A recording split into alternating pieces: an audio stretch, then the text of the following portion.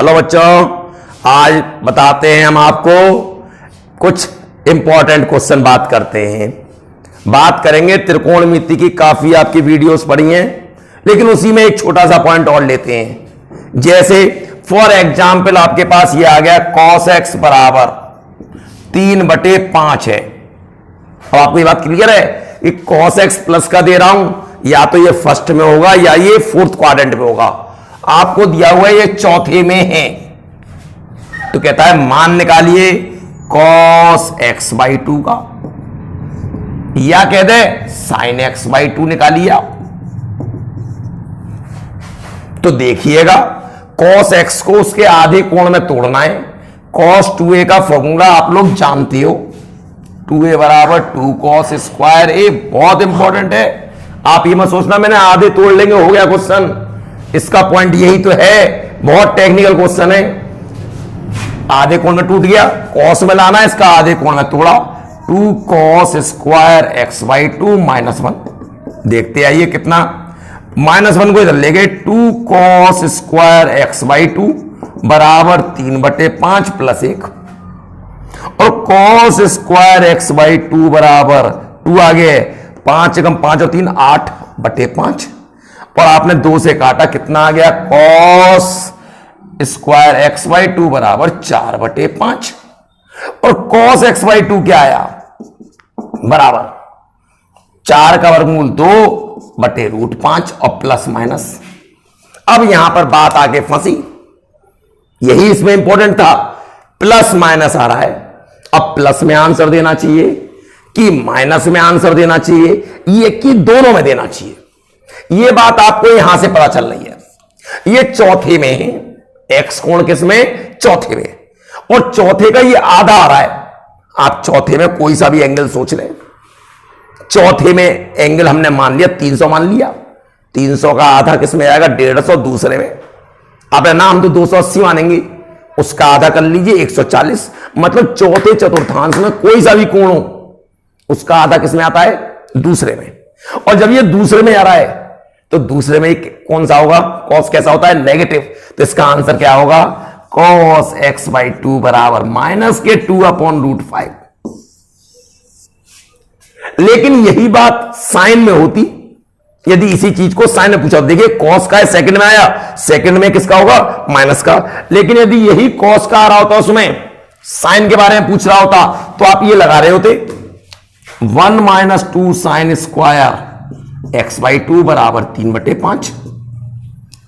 पक्षांतर कर दिया, 2 sin स्क्वायर x/2 बराबर 1 - 3/5।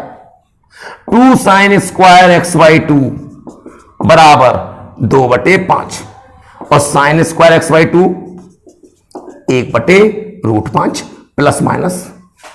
अब यहां पर ध्यान दिए, x का आधा है x/2, जाएगा ये दूसरे में ही, लेकिन दूसरे में साइन कैसा होता है, पॉजिटिव। तो इसका मतलब इसका आंसर कौन सा सही होगा, sin x/2 है। ये रटना नहीं है कि पॉजिटिव और नेगेटिव अपने मन से दे दिया, साइन आ गया तो हमने पॉजिटिव दे दिया, ऐसा कुछ भी नहीं है।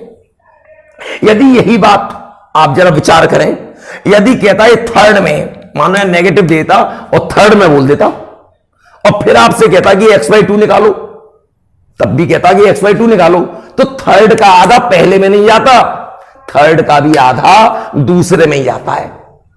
आप थर्ड में कोई सा भी एंगल ले लें, थर्ड में ले लिया आपने 200, 200 का आधा 100 होगा, दूसरे में जाएगा।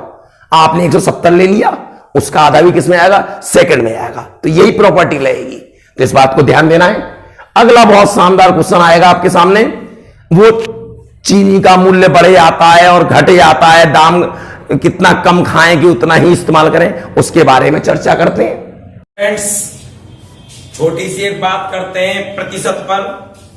जैसे कि डायरेक्ट क्वेश्चन करना हो आपको, ऐसा क्वेश्चन अक्सर टेस्टों में मिलता है कि चीनी के मूल्य में 25% की वृद्धि हो जाए तो खपत में कितने प्रतिशत की कमी की जाए कि किसी व्यक्ति के खर्चे पे कोई प्रभाव ना पड़े।